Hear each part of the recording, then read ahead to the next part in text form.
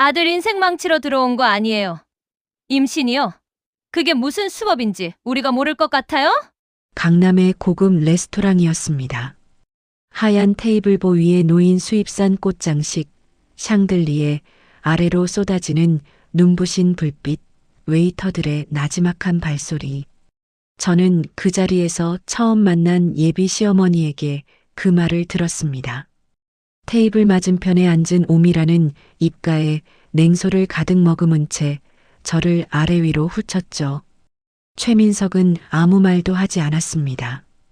제 손은 무릎 위에서 가늘게 떨렸고 뱃속의 아이는 그날도 조용히 심장을 뛰게 했습니다. 며칠 뒤 저는 그 집 펜트하우스로 불려갔습니다. 오미라는 봉투를 내밀었죠. 지우고 떠나요. 이게 싫으면 뺨이라도 맞을래요? 맞았습니다. 정말로 맞았습니다. 뺨을 얻어맞고 집으로 돌아온 딸을 보며 아버지 강태호는 아무 말도 하지 않았습니다. 그저 오래도록 저를 바라보다가 조용히 일어서더군요. 그 등이 왜 그렇게 낯설게 느껴졌을까요? 그로부터 얼마 지나지 않아 최민석의 아버지 건설회사에 세무조사가 들이닥쳤습니다. 오미라는 그때서야 아버지 강태호가 누구인지 알게 됐죠. 평범한 공무원인 줄만 알았던 그 사람의 진짜 정체가 드러나는 순간 모든 것이 뒤집힙니다. 여러분의 따뜻한 구독과 좋아요가 이 이야기를 계속하게 합니다. 저는 강지훈입니다. 26살 건축사 시험을 준비하던 평범한 수험생이었습니다. 아침 7시면 어김없이 눈이 떠졌습니다. 책상 위에는 전날 밤 풀다 만 구조역학 문제집이 펼쳐져 있었고 형광펜으로 밑줄 그은 법규 조문들이 노트 위로 빽빽하게 적혀 있었죠. 원룸 창문 너머로 아직 어스름한 하늘이 걸려 있었지만 저는 이미 커피를 내리고 책상 앞에 앉아 있었습니다. 건축사 시험은 합격률이 낮기로 유명했습니다. 주변에서 그 시험을 준비하다 중간에 포기한 사람을 저는 손가락으로 다 꼽을 수 없을 만큼 많이 봤죠. 그래도 저는 멈추지 않았습니다. 건물을 짓는다는 것, 사람이 살아가는 공간을 설계한다는 것이 저에게는 단순한 직업 이상의 의미를 가지고 있었으니까요. 최민석을 처음 만난 건 2년 전이었습니다. 친구의 소개팅 자리에 얼떨결에 따라간 자리에서였죠. 민석은 그때 막 로스쿨 졸업을 앞두고 있었습니다. 조용하고 말수가 적었지만 제가 건축 이야기를 꺼내면 눈을 빛내며 들어주는 사람이었어요. 그것만으로도 저는 충분히 마음이 열렸습니다. 2년이라는 시간을 함께 보내는 동안 민석은 대형 로펌의 신입 변호사로 입사했고 저는 30번이 넘는 모의 시험을 치르며 건축사 시험을 향해 나아갔습니다. 우리는 서로의 자리에서 각자의 꿈을 향해 달리는 사람들이었고 그 평행선이 참 잘 어울린다고 생각했습니다. 임신 사실을 알게 된 건 2월 초였습니다. 아침에 이상한 기분이 들어 편의점에서 검사기를 샀고 화장실 문을 잠근 채 혼자 결과를 확인했습니다. 2줄. 손이 바들바들 떨렸습니다. 기쁘지 않았다고 하면 거짓말이겠지만 솔직히 말하면 두렵다는 감정이 먼저였습니다. 시험은 아직 남아 있었고 저희는 아직 결혼 이야기를 제대로 꺼낸 적도 없었으니까요. 민석에게 말했을 때 그는 한참 말이 없었습니다. 저는 그 침묵이 너무 길게 느껴져 전화기를 꼭 쥐고 숨을 죽였죠. 그러다 민석이 조용히 말했습니다. 지훈아, 나 결혼하고 싶어. 우리 같이 키우자. 그 말에 눈물이 났습니다. 무섭고 막막했던 마음이 조금은 녹는 것 같았죠. 민석은 다음 날 퇴근하자마자 저를 만나러 왔고 우리는 작은 카페 구석 자리에서 결혼 이야기를 처음으로 진지하게 나눴습니다. 집 문제, 양가 부모님 상견례, 입적과 주소 이전, 아이 출산 예정일까지 민석은 꼼꼼하게 수첩에 메모하며 계획을 세웠습니다. 그 모습이 좋아 보였습니다. 든든하다고 생각했습니다. 문제는 그 다음이었습니다. 민석이 어머니 오미란에게 이야기를 꺼낸 뒤 그의 태도가 조금씩 달라졌습니다. 전화가 늦게 연결됐고 약속을 잡는 것도 어색해졌으며 가끔은 목소리에 무언가 망설이는 기색이 역력했죠.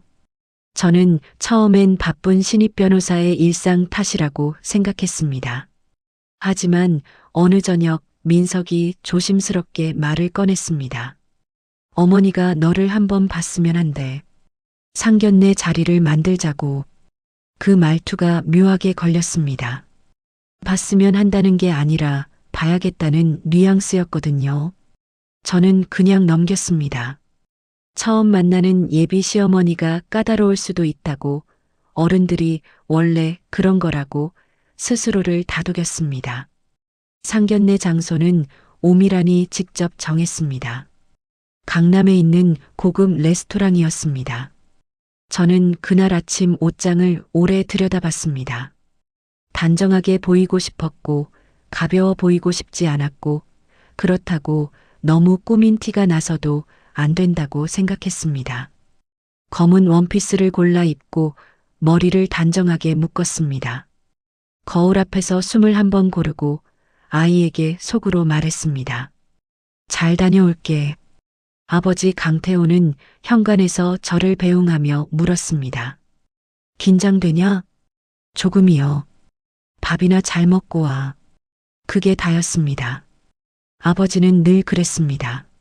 말이 많지 않고 표정을 잘 드러내지 않으며 필요한 말만 딱 하는 사람이었죠.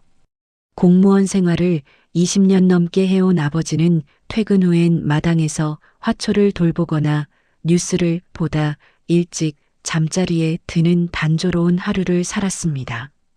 화를 낸 기억이 거의 없는 분이었습니다. 무언가를 강하게 요구하거나 목소리를 높이는 일이 없었죠. 그날 현관에서 보았던 그 얼굴이 나중에야 생각해보면 이미 무언가를 알고 있던 얼굴이었는지도 모르겠습니다. 저는 그땐 몰랐습니다. 그 조용한 사람이 어떤 사람인지를. 택시를 타고 레스토랑으로 향하는 내내 저는 창밖을 보며 마음을 다잡았습니다. 잘할 수 있다. 잘 웃고 공손하게 말하고 배를 너무 드러내지 않도록 자세를 바르게 하고 아이가 있다는 사실은 민석이 이미 어머니에게 전했다고 했습니다. 어떤 반응이었냐고 물었을 때 민석은 잠깐 뜸을 들이다 말했습니다. 괜찮다고 했어. 그 말을 믿었습니다. 믿고 싶었습니다. 레스토랑 문이 열리는 순간 오미란과 눈이 마주쳤습니다. 50대 중반의 단아한 차림새, 진주 목걸이, 잘 정돈된 머리. 첫눈엔 우아해 보였습니다. 하지만 그 눈빛은 달랐습니다. 따뜻하지도 반갑지도 않았죠. 저를 위에서 아래로 천천히 훑는 그 시선에 저는 처음으로 이 자리가 잘못될 수도 있겠다는 예감을 느꼈습니다. 테이블에는 4명이 앉았습니다. 오미란, 민석의 여동생 최유진, 민석, 그리고 저. 민석의 아버지 최병두는 사업 일정이 있다며 오지 않았습니다. 저는 나중에야 그것이 의도된 자리 배치였다는 걸 알았습니다. 처음부터 이 자리는 저를 환영하러 만든 자리가 아니었으니까요. 오미라는 자리에 앉자마자 메뉴판을 펼치며 말했습니다. 여기 코스 요리 맛있어요. 우리가 자주 오는 데니까 알아서 주문할게요. 저에게 묻지 않았습니다. 유진도 메뉴판을 들여다보며 어머니 쪽으로 몸을 기울였고 민석은 조용히 물잔을 만지작거렸습니다. 저는 핸드백을 무릎 위에 올려두고 반듯하게 앉아 있었습니다.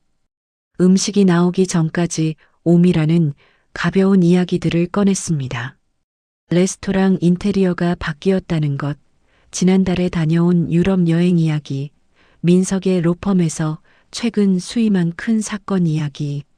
저는 적당히 맞장구를 치며 웃었지만 그 대화 안에 제가 낄 자리는 없었습니다. 에피타이저가 나왔을 때 오미란이 처음으로 저를 직접 바라봤습니다. 지훈 씨, 지금 뭐해요? 건축사 시험 준비하고 있습니다. 시험이요? 몇 번째예요? 세 번째 도전 중입니다. 오미란의 입꼬리가 아주 미세하게 움직였습니다. 비웃음인지 아닌지 경계에 걸친 그 표정이었죠. 어머, 그게 그렇게 어려워요? 주변엔 한 번에 붙은 사람도 있던데. 유진이 끼어들었습니다. 오빠 친구 부인은 건축사 자격증 있다던데 일은 안 한다더라. 돈 버는 것도 아니고. 민석은 아무 말도 하지 않았습니다. 저는 물을 한 모금 마시며 목구멍으로 넘어가려는 말을 꾹 눌렀습니다. 괜찮습니다. 괜찮아야 했습니다. 메인 요리가 나오고 분위기가 조금 무거워진 시점에서 오미란이 목소리를 낮추며 말했습니다. 지훈 씨, 민석한테 임신 이야기 들었어요. 네. 그거 계획한 거예요? 제 손이 포크 위에서 멈췄습니다. 계획이냐고요? 아이를. 저는 천천히 오미란을 바라봤습니다. 계획하진 않았지만 저희 둘 다 아이를 낳기로 결심했습니다. 그래요. 오미란은 짧게 대답하고 나이프를 들었습니다. 잠깐의 침묵이 흘렀습니다. 그러더니 냅킨으로 입가를 닦으며 아주 조용하게 그러나 분명하게 말했습니다. 아들 인생을 노리고 접근한 거 아니에요? 임신이요? 그게 무슨 수법인지 우리가 모를 것 같아요? 그 말이 공기를 갈랐습니다. 레스토랑 안의 다른 소리들이 일순간 멀어지는 것 같았습니다. 옆 테이블의 웃음소리, 포크가 접시에 부딪히는 소리, 누군가의 발소리, 전부 아득해졌습니다. 저는 오미란을 바라봤습니다. 오미란은 시선을 피하지 않았습니다. 당당했고 확신에 차 있었으며 저를 아예 사람으로 보지 않는 눈이었습니다. 유진이 덧붙였습니다. 오빠 이제 막 커리어 시작하는데 이런 타이밍에 임신이라니. 솔직히 좀 이상하지 않아요? 민석은 그 순간에도 말이 없었습니다. 저는 민석을 바라봤습니다. 제발 한마디만 해달라고 눈으로 말했습니다. 민석은 시선을 내리깔았습니다. 그 순간 처음으로 외로움이 밀려왔습니다. 겁이 나거나 화가 나는 감정보다 외롭다는 감각이 먼저였습니다. 이 자리에서 저는 철저하게 혼자였고 그 옆에 앉아 고개를 숙인 민석도 저와 함께 있는 사람이 아니었습니다. 저는 숨을 고르고 말했습니다. 저는 민석 씨를 사랑해서 만났고 아이도 사랑으로 받아들이기로 했습니다. 다른 의도는 없습니다. 오미라는 코웃음을 쳤습니다. 사랑이요. 좋은 말이네요. 식사는 그렇게 끝났습니다. 아무도 후식을 시키지 않았습니다. 오미라는 계산을 하며 저에게 인사 한마디 없이 유진과 함께 자리를 떴고 민석은 배웅을 하며 어머니를 따라 나갔습니다. 저는 혼자 테이블에 남아 빈 잔을 바라봤습니다. 뱃속에서 아주 미세한 움직임이 느껴졌습니다. 그때는 태동이라고 부르기에도 이른 시기였지만 저는 그 감각에 손을 얹으며 속으로 말했습니다. 괜찮아. 엄마가 있어. 민석이 돌아왔을 때 저는 이미 핸드백을 들고 일어서 있었습니다. 지훈아, 미안해. 어머니가 원래 좀 직접적이셔서. 직접적이라는 말로 그 자리를 정리하는 민석의 얼굴을 오래 바라봤습니다. 화가 났습니다. 하지만 그보다 더 깊은 곳에서는 이 사람과 함께 아이를 키울 수 있을까 하는 물음이 처음으로 고개를 들었습니다. 저는 그냥 웃으며 말했습니다. 괜찮아. 괜찮지 않았습니다. 집으로 돌아오는 택시 안에서 창문에 이마를 기대고 눈을 감았습니다. 오미란의 목소리가 귓속에서 맴돌았습니다. 아들 인생을 노리고 접근한 거 아니에요. 그 말이 돌덩이처럼 가슴 한가운데 내려앉아 있었습니다.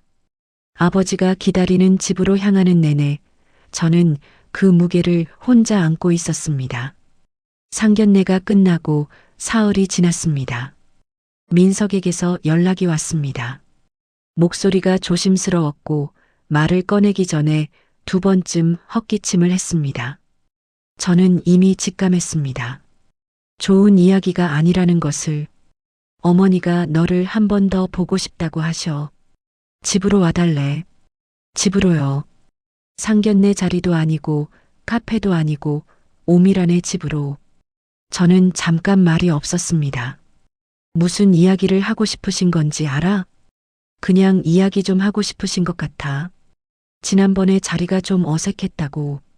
민석의 말은 부드러웠지만 저는 그 말이 오미란의 말을 그대로 받아온 것임을 알았습니다. 어색했다고요. 저를 수법이나 쓰는 여자로 불렀던 그 자리가 어색한 걸로 정리됐군요. 저는 가겠다고 했습니다. 피하는 것보다 마주하는 편이 낫다고 생각했습니다. 어리석었습니다. 오미란의 집은 강남에 있는 펜트하우스였습니다. 엘리베이터에서 내리는 순간 복도 끝까지 고급스러운 마감재가 이어졌고 현관문은 자동으로 열렸습니다. 민석의 아버지 최병두가 운영하는 건설회사가 지은 건물이라고 했습니다. 거실 창으로는 강남의 스카이라인이 한눈에 펼쳐졌습니다. 저는 그 넓은 거실 한가운데 소파에 앉아 오미란을 기다렸습니다. 오미란은 차를 들고 나왔습니다.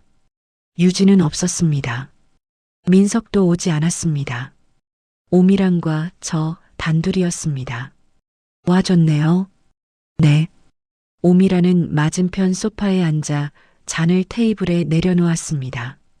천천히 그리고 아주 정확하게 저를 바라봤습니다.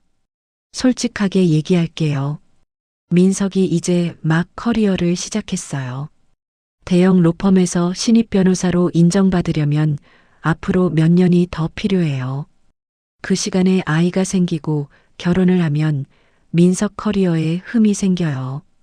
저는 입술을 꾹 다물었습니다. 지훈 씨가 정말 민석이를 생각한다면 지금 이 상황이 민석한테 얼마나 부담인지 알아야 해요.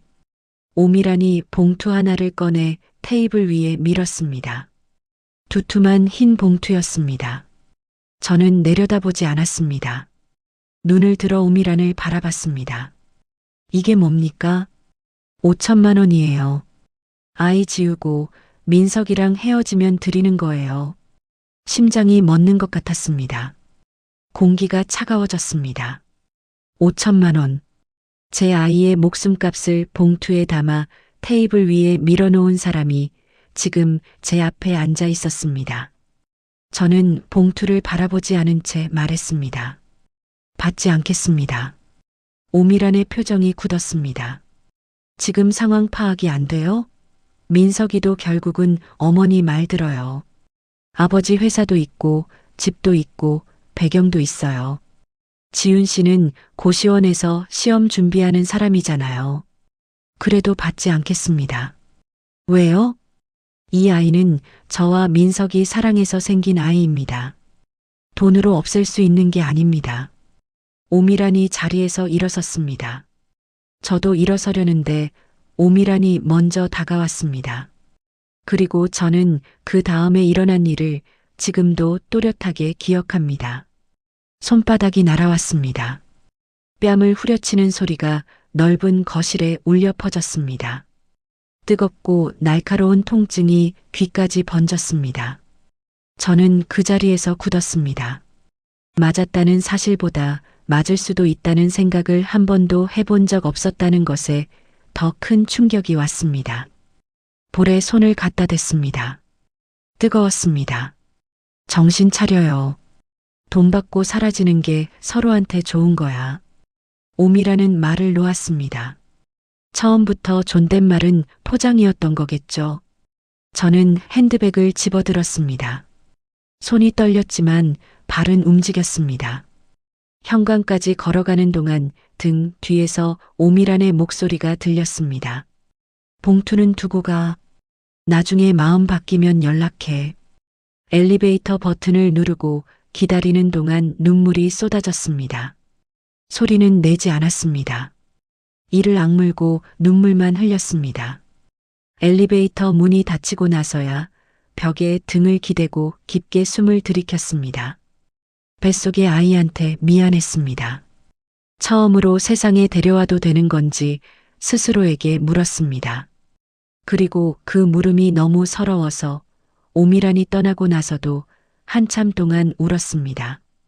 집에 돌아왔을 때 아버지가 거실에 있었습니다. 뉴스를 보다가 현관 소리에 고개를 돌렸는데 제 얼굴을 보고 천천히 리모컨을 내려놓았습니다. 저는 신발도 제대로 벗지 못하고 주저앉았습니다. 말이 나오지 않았습니다. 아버지가 다가와 제 옆에 앉았습니다. 한참 동안 아무 말 없이 옆에 있어줬습니다. 뺨 맞았냐? 짧은 한마디였습니다. 저는 고개를 끄덕였습니다. 아버지가 제 볼을 천천히 들여다봤습니다. 아직 붉은기가 가시지 않았을 겁니다. 아버지는 그 자리에서 자리를 박차고 일어나지도 목소리를 높이지도 않았습니다. 그냥 다시 앉아서 저를 바라봤습니다. 그 눈빛을 저는 지금도 기억합니다. 조용했지만 차갑지는 않았습니다. 다만 무언가 단단해지는 것 같은 돌아올 수 없는 결심이 담긴 눈이었습니다. 밥은 먹었냐? 아니요. 먹어라. 아버지는 부엌으로 들어가 찌개를 데웠습니다. 저는 식탁 앞에 앉아 숟가락을 들었지만 아무 맛도 느끼지 못했습니다. 아버지는 마주 앉아 천천히 밥을 먹었습니다. 그날 밤 아버지는 식사가 끝나고 설거지를 마친 뒤 방으로 들어갔고 저는 아버지의 방에서 불이 꺼지지 않는 것을 오래 바라봤습니다. 그날 밤 아버지가 무엇을 하셨는지 저는 알지 못했습니다. 다음 날 아침 아버지는 평소보다 일찍 일어나 있었습니다. 제가 눈을 떴을 때 이미 부엌에서 물 끓는 소리가 났고 아버지는 정장을 입고 식탁 앞에 앉아 커피를 마시고 있었습니다. 평일 아침이었지만 아버지의 표정은 평소와 달랐습니다. 단단하게 닫혀 있었습니다. 아버지, 오늘 출근하세요? 응. 일찍 가시네요. 할 일이 있어서. 그게 전부였습니다. 아버지는 커피를 다 마시고 자리에서 일어났습니다. 코트를 걸치고 현관에서 구두를 신으며 저를 돌아봤습니다. 오늘 몸 어떠냐? 괜찮아요. 병원은 정기적으로 다녀야 한다. 혼자 무리하지 마라. 그리고 문이 닫혔습니다. 저는 아버지의 뒷모습이 사라진 현관을 한참 바라봤습니다. 뭔가 이상했습니다. 아버지가 아침마다 정장을 입는 건 당연한 일이었지만 그날의 분위기는 달랐습니다. 출근한다기보다 어딘가를 향해 나아가는 사람 같았습니다. 저는 그 느낌을 오래 기억에 담아두지 않았습니다. 그땐 제 마음이 너무 복잡했으니까요. 민석에게서 연락이 온 건 오전 10시쯤이었습니다. 짧은 문자였습니다. 어머니한테 들었어. 많이 놀랐지. 미안해. 저는 한참 그 문자를 바라봤습니다. 많이 놀랐지. 그게 다였습니다. 뺨을 맞은 사람한테 건네는 사과가 많이 놀랐지 한마디였습니다. 어머니가 잘못했다거나 자신이 막지 못해 미안하다거나 직접 만나서 이야기하고 싶다거나 그런 말은 없었습니다. 저는 답장을 보내지 않았습니다. 그날 오후 저는 산부인과에 혼자 갔습니다. 정기 검진 날짜가 돌아온 것도 있었고 어제 뺨을 맞은 충격이 아이에게 영향을 줬을까 걱정이 됐습니다. 의사 선생님은 초음파를 보며 말했습니다. 아이는 잘 있어요. 심박수도 정상이고 크기도 잘 크고 있습니다. 모니터 화면에 작게 뛰는 심장 소리가 울렸습니다. 저는 그 소리를 들으며 처음으로 크게 울었습니다. 진료실에서 눈물을 쏟은 건 부끄러운 일이었지만 멈출 수가 없었습니다. 간호사가 조용히 휴지를 건네줬고 저는 손으로 입을 막으며 아이의 심박 소리를 들었습니다. 살아있다. 잘 있다. 그것만으로도 충분했습니다.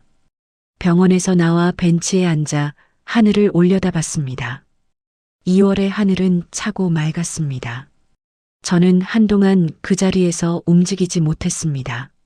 민석과의 관계를 어떻게 해야 할지, 오미랑과의 일을 어디서부터 수습해야 할지, 아이를 혼자 키우게 된다면 어떻게 해야 할지, 머릿속에 물음표들이 가득 찼습니다. 그날 저녁 아버지가 돌아왔습니다. 표정은 여전히 조용했지만 무언가 가벼워진 것 같은 느낌이 들었습니다. 저는 밥을 차리며 물었습니다. 오늘 무슨 일 있으셨어요? 아니, 왜 이렇게 늦게 오셨어요? 만날 사람이 있었어. 더 묻지 않았습니다. 아버지는 밥을 먹으며 오늘 뉴스 이야기를 꺼냈습니다. 어느 지역에 건설 비리 사건이 터졌다는 이야기, 국회에서 법안 통과 여부를 놓고 다시 논란이 생겼다는 이야기.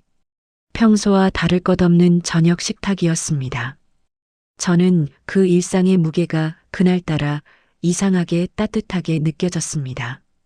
밥을 먹고 나서 아버지가 조용히 말했습니다. 지훈아, 네. 내가 선택한 거 후회하지 마라. 뺨 맞고도 그 봉투 안 받은 거 잘한 거다. 저는 숟가락을 내려놓았습니다.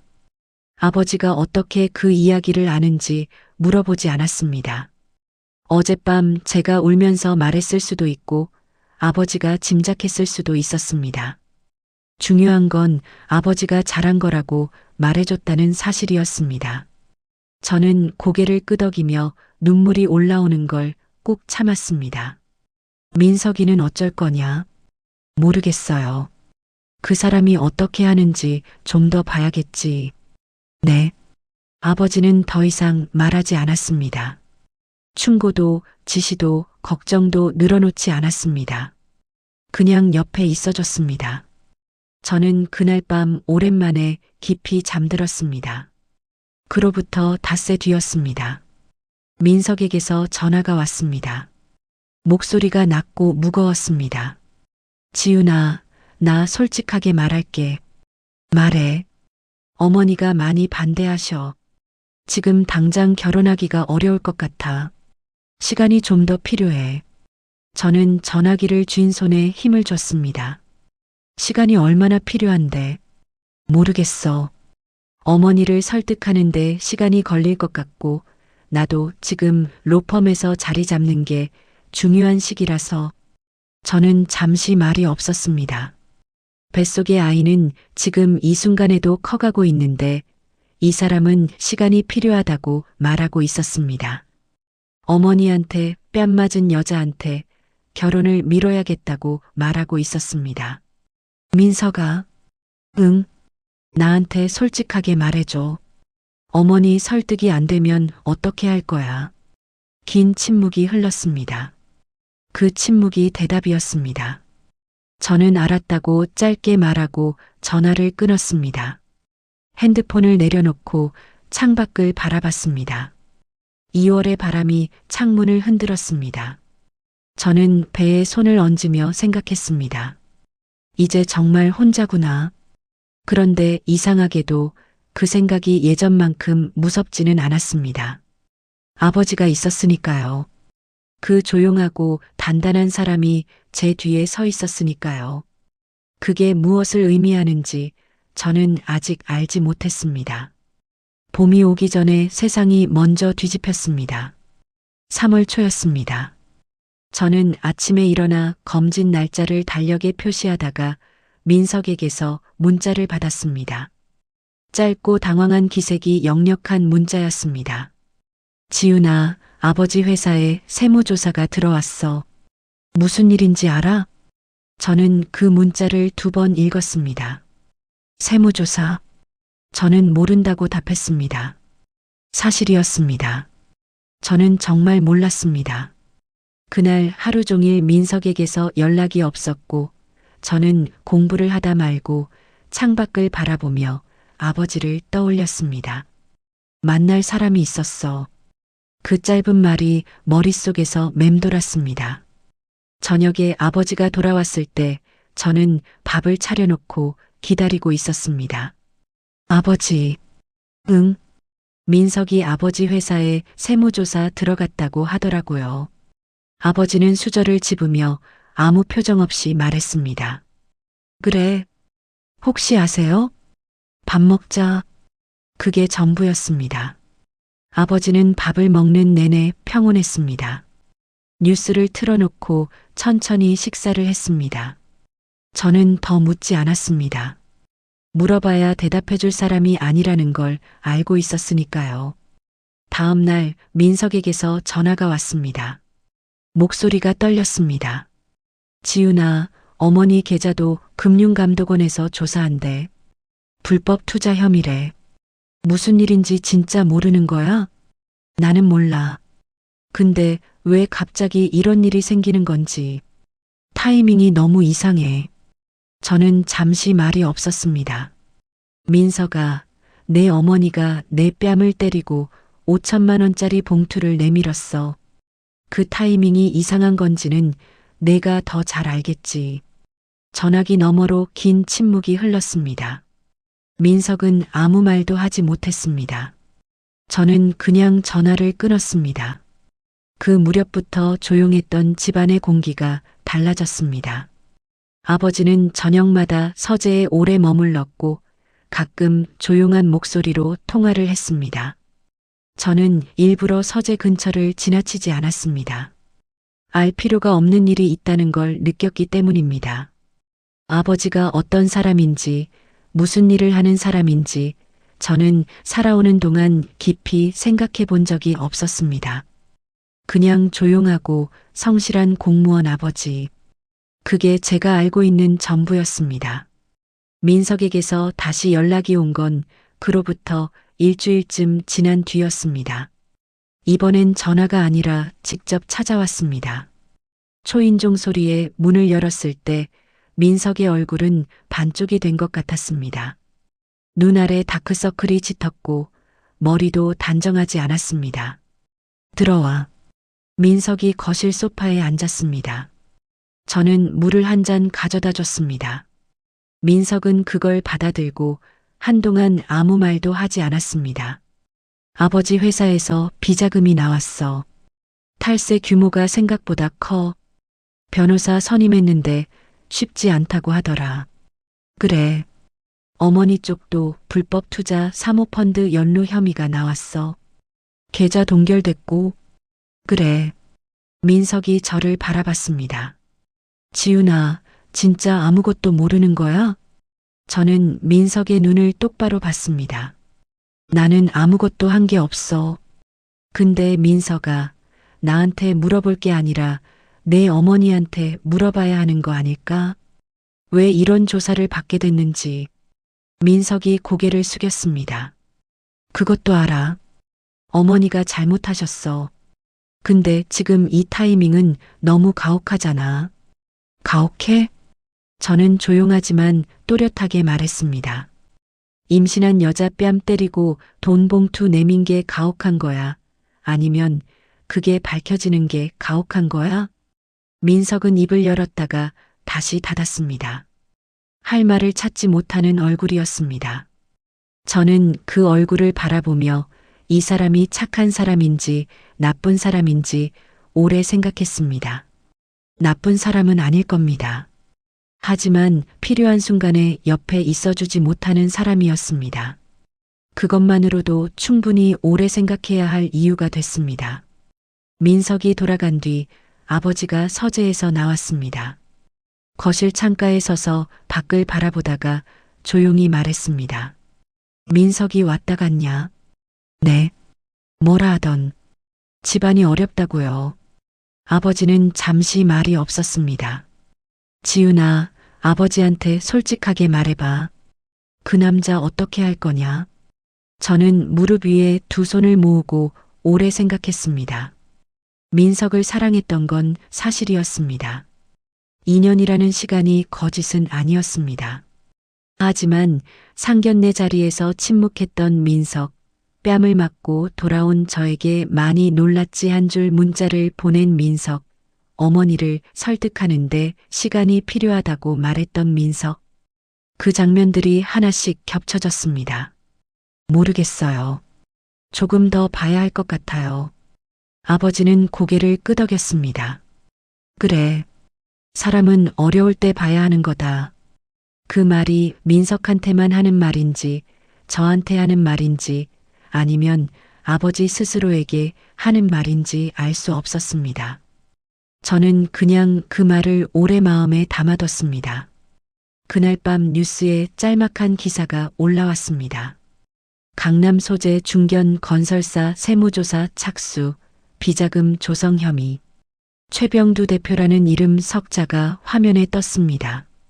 저는 핸드폰을 내려놓고 천장을 바라봤습니다. 뉴스 화면에 비친 그 이름이 민석의 아버지라는 사실이 어딘가 현실처럼 느껴지지 않았습니다. 하지만 현실이었습니다. 그리고 이것은 시작에 불과했습니다. 뉴스가 나온 다음 날부터 민석의 전화가 뜸해졌습니다. 하루에 한 번 오던 연락이 이틀에 한 번이 됐고 그마저도 집안 상황을 전달하는 짧은 문자로 대체됐습니다. 저는 그 변화를 지켜보면서 아무 말도 하지 않았습니다. 사람은 어려울 때 봐야 한다는 아버지의 말이 귓속에서 조용히 울렸습니다. 그 즈음 오미란에게서 연락이 왔습니다. 처음엔 민석을 통해서였습니다. 어머니가 지훈 씨 보고 싶다고 하신대. 할 말이 있다고. 저는 잠시 생각했습니다. 직접 연락하시라고 해. 이튿날 오미란에게서 전화가 왔습니다. 상견례 때의 그 단단하고 냉소적인 목소리가 아니었습니다. 무언가 꺾인 것 같은 조심스럽고 낮은 목소리였습니다. 지훈 씨, 나 좀 만나줄 수 있어요? 저는 만나겠다고 했습니다. 피하고 싶은 마음이 없지는 않았지만 끝을 내야 할 일은 끝을 내야 한다고 생각했습니다. 장소는 제가 정했습니다. 집 근처 조용한 카페였습니다. 오미란의 펜트하우스도 강남의 고급 레스토랑도 아닌 제가 편안한 자리에서 만나고 싶었습니다. 오미란은 먼저 와 있었습니다. 진주 목걸이도 단정한 정장도 없었습니다. 수수한 차림에 화장도 옅었습니다. 처음 봤을 때보다 훨씬 작아 보였습니다. 저는 맞은편에 앉으며 먼저 음료를 주문했습니다. 오미라는 아무것도 시키지 않았습니다. 와줘서 고마워요. 하실 말씀하세요. 오미란이 핸드백을 무릎 위에 올리고 두 손을 모았습니다. 그 손이 미세하게 떨렸습니다. 저는 그 손을 바라봤습니다. 저의 뺨을 후려쳤던 손이었습니다. 잘못했어요. 짧은 말이었습니다. 하지만 오미란의 입에서 나온 말이라는 게 믿기지 않았습니다. 저는 아무 말도 하지 않고 기다렸습니다. 상견례에서 했던 말들, 집에서 했던 짓들 다 잘못됐어요. 지훈 씨한테 그러면 안 됐어요. 오미란의 눈이 붉어졌습니다. 저는 그 얼굴을 바라보며 감정이 흔들리지 않도록 마음을 잡았습니다. 불쌍하다는 생각이 드는 것도 사실이었습니다. 하지만 그 감정이 모든 것을 덮어서는 안 된다는 것도 알고 있었습니다. 뺨을 맞았습니다. 저는 조용하지만 분명하게 말했습니다. 임신한 사람 뺨을 때리셨어요. 그리고 봉투를 내미셨죠. 그게 잘못됐다는 걸 지금 아신 겁니까? 아니면 그때도 아셨습니까? 오미란이 입술을 깨물었습니다. 그때는 민석이만 생각했어요. 내 아들 앞길이 막힐까봐. 아들 앞길을 위해서라면 다른 사람을 때려도 된다고 생각하신 겁니까? 오미란이 고개를 들지 못했습니다. 저는 계속했습니다. 저도 누군가의 딸입니다. 저한테 그러셨을 때 제 아버지가 어떤 마음이었을지 생각해 보셨습니까? 그 말에 오미란의 눈에서 눈물이 흘렀습니다. 저는 그 눈물을 보며 마음이 완전히 딱딱하지만은 않다는 걸 느꼈습니다. 하지만 눈물이 잘못을 지우는 건 아니었습니다. 눈물은 그냥 눈물이었습니다. 용서해달라는 말은 못하겠어요. 그럴 자격이 없다는 거 알아요. 그냥 미안하다고 말하고 싶었어요. 저는 잠시 창밖을 바라봤습니다. 3월의 거리에 사람들이 지나갔습니다. 코트를 입은 사람, 봄옷을 미리 꺼내 입은 사람, 아이 손을 잡고 걷는 사람. 평범한 오후였습니다. 들었습니다. 저는 자리에서 일어서며 말했습니다. 미안하다는 말은 들었습니다. 하지만 그게 전부입니다. 저는 아직 아무것도 정리하지 못했고 정리할 생각도 지금 당장은 없습니다. 오미란이 고개를 들었습니다. 민석이는요? 그건 저와 민석이가 결정할 문제입니다. 어머니가 관여하실 부분이 아닙니다. 저는 계산을 하고 카페를 나왔습니다. 등 뒤에서 오미란이 자리에 앉은 채 움직이지 않는 게 느껴졌습니다. 저는 뒤돌아보지 않았습니다. 바깥 공기가 차가웠습니다. 저는 코트 단추를 잠그며 천천히 걸었습니다. 오미란의 눈물이 자꾸 떠올랐습니다. 불쌍하다고 느꼈던 그 감각도, 그럼에도 뒤돌아보지 않았던 제 발걸음도 전부 제 안에서 동시에 일어난 일이었습니다. 저는 복잡한 사람이었고 이 상황도 복잡했습니다. 집에 돌아오니 아버지가 거실에 있었습니다. 오미란 씨 만났냐? 저는 소파에 앉으며 고개를 끄덕였습니다. 뭐라 하던 미안하다고 했어요. 아버지가 잠시 말이 없었습니다. 너는? 들었다고 했어요. 그게 전부라고. 아버지가 천천히 고개를 끄덕였습니다. 그러더니 조용히 말했습니다. 지훈아, 아버지가 할 말이 있어. 저는 아버지를 바라봤습니다. 아버지가 먼저 말을 꺼내는 일은 많지 않았습니다. 아버지는 잠시 말을 고르는 것 같더니 입을 열었습니다. 아버지가 하는 일에 대해서 내가 잘 모르는 부분이 있을 거야. 네. 아버지는 헌법재판소 재판관이다. 그 말이 거실 공기 속에 떨어졌습니다. 저는 한동안 아버지를 바라봤습니다. 헌법재판소 재판관. 조용한 아침마다 화초에 물을 주고 뉴스를 보다 일찍 잠드는 그 사람이 50년 가까이 공무원으로만 알고 살았던 아버지가 왜 말씀 안 하셨어요? 말할 필요가 없었으니까. 아버지는 그냥 내 아버지면 됐어. 저는 할 말을 잃었습니다. 아버지는 덤덤하게 계속했습니다. 최병두 씨 회사 건, 오미란 씨 계좌 건. 내가 직접 손댄 건 아니야. 그쪽에서 오래전부터 문제가 있었던 거고 그게 수면 위로 올라온 거다. 다만 아버지가 아는 사람들한테 그쪽을 한번 들여다봐 달라고 한 건 맞아. 저는 아버지의 얼굴을 오래 바라봤습니다. 화가 나지 않았습니다. 무섭지도 않았습니다. 오히려 가슴 깊은 곳에서 무언가 뜨거운 것이 올라왔습니다. 이 사람이 제 아버지라는 사실이 그날 처음으로 그 무게로 느껴졌습니다. 아버지, 응? 저 뺨 맞은 것 때문에 그러신 거예요? 아버지가 저를 바라봤습니다. 그리고 짧게 말했습니다. 내 딸 건드리면 안 되는 거야. 아버지의 말이 며칠 동안 머릿속에서 떠나지 않았습니다. 내 딸 건드리면 안 되는 거야. 그 짧은 한마디가 어떤 긴 위로보다 깊이 박혔습니다. 저는 그 말을 품고 하루하루를 버텼습니다. 민석에게서 연락이 온 건 오미란을 만난 지 사흘 뒤였습니다. 이번엔 문자가 아니라 전화였습니다. 목소리가 이전보다 더 가라앉아 있었습니다. 지훈아, 나 로펌에서 압박받고 있어. 무슨 압박? 아버지 건 때문에 내 이름도 언론에 오르내리고 있어. 파트너 변호사들이 좀 쉬는 게 어떻겠냐고 하더라.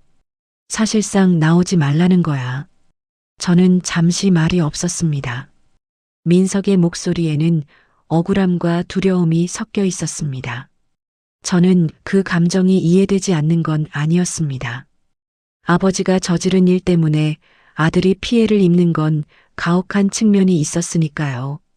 하지만 동시에 민석이 저에게 이 이야기를 꺼내는 의도가 무엇인지도 생각하게 됐습니다. 그래서 솔직히 말하고 싶어. 나 지금 너무 힘들어. 집안도 흔들리고 로펌도 흔들리고. 지훈아, 우리 지금 결혼 이야기할 상황이 아닌 것 같아. 저는 전화기를 쥔 손에 천천히 힘을 줬습니다. 민석아, 응. 결혼 이야기를 지금 할 상황이 아닌 게 아니라 너는 처음부터 이 결혼을 할 생각이 있었던 거야? 없었던 거야? 또 침묵이 흘렀습니다. 그 침묵은 이번에도 대답이었습니다. 저는 조용히 말했습니다. 알겠어. 그 말 듣고 싶었어. 고마워. 지훈아. 끊을게. 전화를 끊고 나서 한동안 앉아 있었습니다. 눈물이 나올 것 같았지만 나오지 않았습니다. 이미 많이 울었고, 이미 오래 버텼고, 이미 충분히 알고 있었던 결말이었기 때문입니다. 슬프지 않다고 하면 거짓말이겠지만 무너지지는 않았습니다. 뱃속의 아이가 그날따라 유독 활발하게 움직였습니다. 저는 손을 얹고 속으로 말했습니다. 엄마 괜찮아. 우리 괜찮아. 그 주 금요일 아버지가 외출을 했습니다. 평일 낮이었는데 정장 차림이 아닌 단정한 캐주얼 차림이었습니다. 어디 가시냐고 물었더니 아버지는 짧게 말했습니다. 최병두 씨 집에 좀 들러야 해. 저는 아버지를 바라봤습니다. 왜요? 정리할 게 있어서. 말리지 않았습니다. 아버지가 어떤 사람인지 이제는 알고 있었으니까요. 그리고 그 정리가 무엇인지도 어렴풋이 짐작이 됐습니다. 아버지가 최병두의 집을 찾아간 그날 오후 저는 뉴스 알림을 계속 확인했습니다. 별다른 소식은 없었습니다. 저녁 무렵 아버지가 돌아왔을 때 표정은 담담했습니다. 소파에 앉아 코트를 벗으며 말했습니다. 최병두 씨한테 직접 이야기했다. 뭐라고 하셨어요? 딸이 폭행을 당했다. 법적으로 처리하겠다고. 저는 숨을 들이켰습니다. 최병두 씨는요? 처음엔 몰랐다고 하더라. 나중엔 말이 없었어. 아버지는 더 설명하지 않았습니다. 저도 더 묻지 않았습니다. 그것으로 충분했습니다. 아버지가 그 집 현관에 서서 최병두를 마주하고 그 말을 꺼냈을 장면이 머릿속에 그려졌습니다. 조용하고 단단한 목소리로 감정 없이 그러나 분명하게. 아버지는 늘 그런 사람이었습니다. 그로부터 일주일 뒤 오미란의 불법 투자 혐의가 정식으로 입건됐다는 기사가 났습니다. 사모펀드를 통한 차명 계좌 운용, 수익금 탈루, 가족명의 분산 보관. 기사 안에 최병두의 건설회사 탈세 금액도 구체적으로 나왔습니다.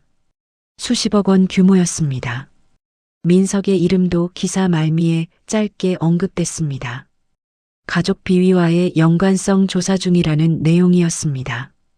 저는 그 기사를 2번 읽고 핸드폰을 내려놨습니다. 감정이 복잡했습니다.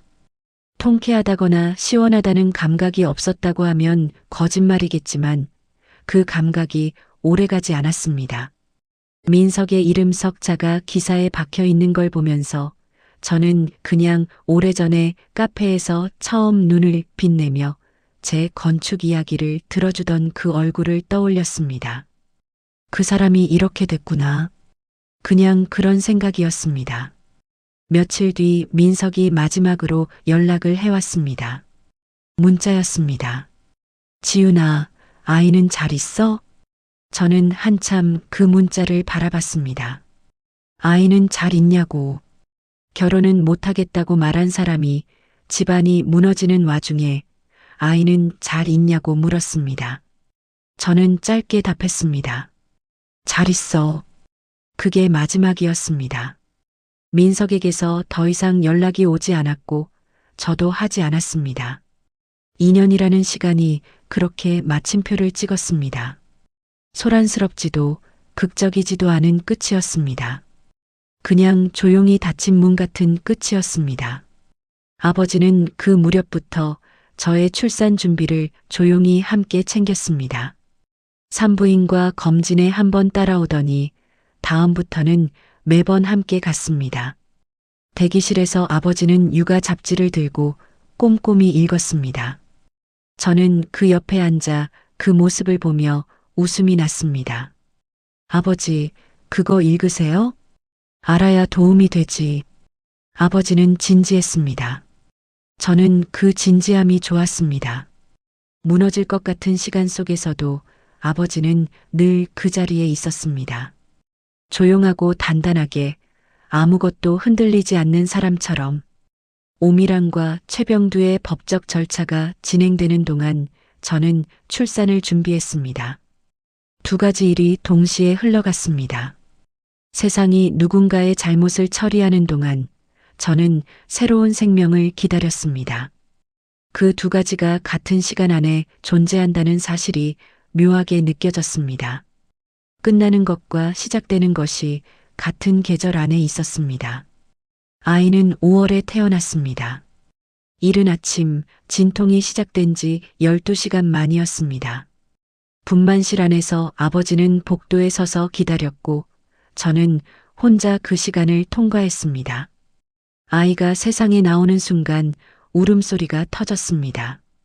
그 소리를 들으며 저도 울었습니다. 기쁨인지 안도인지 구분하기 어려운 눈물이었습니다. 간호사가 아이를 제 품에 안겨줬을 때 저는 그 작은 얼굴을 내려다보며 한참 말을 잇지 못했습니다. 아버지가 분만실로 들어왔습니다. 손자를 처음 보는 순간 아버지의 눈가가 붉어졌습니다. 저는 그 모습을 처음 봤습니다. 평생 한 번도 눈물을 보인 적 없던 사람이 조그만 아이 앞에서 그렇게 됐습니다.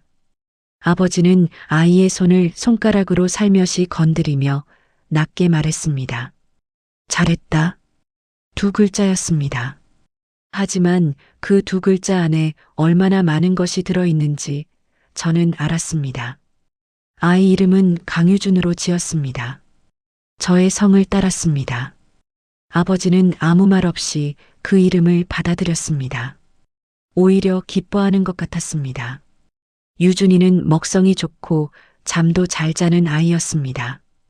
밤마다 울어대는 통에 저는 눈이 퉁퉁 부은 채로 하루하루를 보냈지만 그 피곤함이 싫지 않았습니다. 아이가 저를 보고 웃는 날이 오면 모든 것이 괜찮아질 것 같았습니다. 오미란과 최병두의 재판은 그해 가을에 마무리됐습니다. 최병두는 탈세와 비자금 조성 혐의로 집행유예를 받았고 회사는 과징금 처분과 함께 사실상 해체 수순을 밟았습니다. 오미란은 불법 투자 혐의로 벌금형을 받았습니다. 강남 펜트하우스는 처분됐고 민석은 로펌을 그만두고 고향으로 내려갔다는 이야기를 나중에 전해 들었습니다. 저에게 직접 연락은 없었습니다. 저도 찾지 않았습니다. 그 소식을 들었을 때 저는 유준이에게 밥을 먹이고 있었습니다. 숟가락을 들고 아이 입에 이유식을 넣어주다가 잠깐 멈췄습니다. 그리고 다시 숟가락을 들었습니다. 그게 전부였습니다. 분노도 통쾌함도 슬픔도 크게 잃지 않았습니다. 그냥 그 사람들의 이야기가 끝났구나. 그런 생각이었습니다. 유준이가 돌이 지나던 해 저는 로스쿨 입학원서를 냈습니다. 건축사 시험 준비를 접은 건 아이를 낳기 직전이었습니다. 시험 공부를 하다가 문득 드는 생각이 있었습니다. 저는 공간을 설계하는 사람이 되고 싶었지만 그보다 더 하고 싶은 일이 생겼습니다. 저처럼 뺨을 맞고도 아무데도 호소하지 못하는 사람들 옆에 서고 싶었습니다. 봉투를 받지 않았지만 혼자였던 사람, 소리를 지르지 못하고 눈물만 삼킨 사람, 어디서부터 싸워야 할지 몰라 그냥 주저앉아 버린 사람, 그 사람들 곁에 서서 법으로 싸워주는 사람이 되고 싶었습니다. 아버지에게 말했더니 아버지는 잠시 저를 바라봤습니다. 건축은 나중에 할 수도 있죠. 지금은 이게 더 하고 싶어요. 아버지는 고개를 끄덕였습니다. 그래, 해봐라. 로스쿨 3년은 쉽지 않았습니다. 유준이를 키우며 공부하는 건 체력적으로도 정신적으로도 한계를 넘는 일이었습니다. 아버지가 유준이를 봐주는 날도 있었고 학교 어린이집을 이용하는 날도 있었습니다. 밤마다 아이를 재우고 새벽까지 판례를 읽었습니다. 손이 떨리도록 타이핑을 하다가 유준이 잠든 얼굴을 보면 다시 힘이 났습니다. 이 아이한테 부끄럽지 않은 엄마가 되고 싶었습니다. 변호사 시험에 합격한 날 아버지는 저녁을 직접 차렸습니다. 된장찌개와 제육볶음, 나물 반찬까지. 평소엔 부엌에 잘 들어가지 않는 아버지였는데 그날은 앞치마까지 두르고 있었습니다. 저는 그 모습을 보고 웃음이 터졌습니다. 아버지, 언제 이런 거 배우셨어요? 유준이 봐주면서 배웠지. 유준이는 할아버지 옆에 딱 붙어서 숟가락을 달라고 조르고 있었습니다. 저는 그 식탁을 바라보며 가슴이 꽉 찼습니다. 부족하고 흔들렸던 시간들이 여기까지 흘러왔다는 것이 믿기지 않으면서도 분명한 사실로 느껴졌습니다. 저는 지금 가정폭력 피해 여성과 아동 사건을 전문으로 하는 변호사로 일하고 있습니다. 사무실은 크지 않습니다. 직원도 많지 않습니다.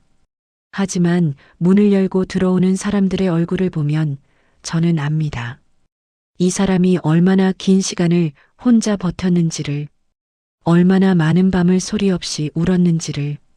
그래서 저는 그 사람들 앞에서 절대 서두르지 않습니다. 먼저 앉으라고 하고 물 한 잔을 건네고 천천히 듣습니다. 그 시간이 제가 드릴 수 있는 첫 번째 것이니까요. 오미란이 어떻게 지내는지는 모릅니다. 알고 싶지도 않습니다. 민석도 마찬가지입니다. 그 사람들은 이미 제 이야기 밖으로 나갔습니다. 저는 앞을 봅니다. 유준이가 뛰어노는 거실을 보고 아버지가 손자 손을 잡고 산책하는 뒷모습을 보고 내일 만날 의뢰인의 얼굴을 생각합니다. 뺨을 맞던 날의 그 뜨거운 통증이 가끔 떠오릅니다. 봉투를 밀어내던 그 테이블의 차가운 감촉도요. 하지만 그것들은 이제 저를 무너뜨리지 않습니다. 오히려 그 통증이 저를 여기까지 데려왔습니다. 그래서 저는 그 시간을 지우고 싶지 않습니다. 다만 그 시간이 저의 전부가 아니라 저의 시작이었다고 말하고 싶습니다. 유준이가 달려오며 소리쳤습니다. 엄마, 나 배고파. 저는 무릎을 굽혀 아이를 안아 올렸습니다. 볼에 뽀뽀를 하며 말했습니다. 그래, 밥 먹자. 엄마가 해줄게. 창문으로 늦은 오후에 햇살이 들어왔습니다. 따뜻하고 평범한 오후였습니다. 저는 그 평범함이 지금 이 순간 세상에서 가장 귀한 것이라는 걸 알고 있었습니다.